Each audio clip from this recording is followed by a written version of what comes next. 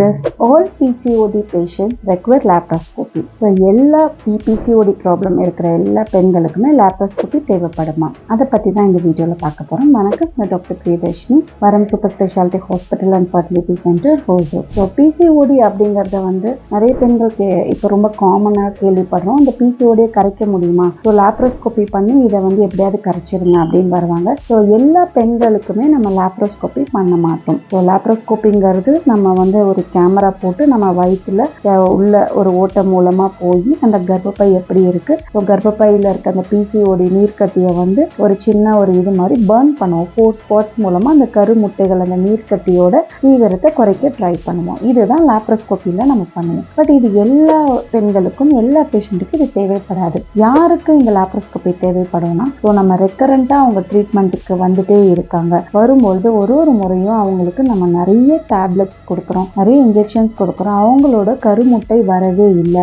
Ovulation நடக்க மாட்டேங்குது, இல்லை ஒரு முறையும் அவங்களுக்கு நிறைய இன்ஜெக்ஷன்ஸ் தேவைப்படுது ஒரு முட்டை வரத்துக்கும் அப்படிங்கிறவங்களுக்கு மட்டும்தான் நம்ம லாப்ரோஸ்கோபி தேவைப்படும். இல்லை அப்படின்னா அவங்களுக்கு 6 மாதமா இதே மாதிரி ட்ரீட்மெண்ட் ரிப்பீட்டடா பண்ணிட்டு இருக்காங்க, ஸோ முட்டை குவாலிட்டியா வரல அப்படிங்கும்பொழுது அவங்களுக்கு லாப்ரோஸ்கோபி தேவைப்படலாம். ஸோ எல்லா PCOD பெண்களுக்கும் கண்டிப்பா laparoscopy is not the solution. Thank you.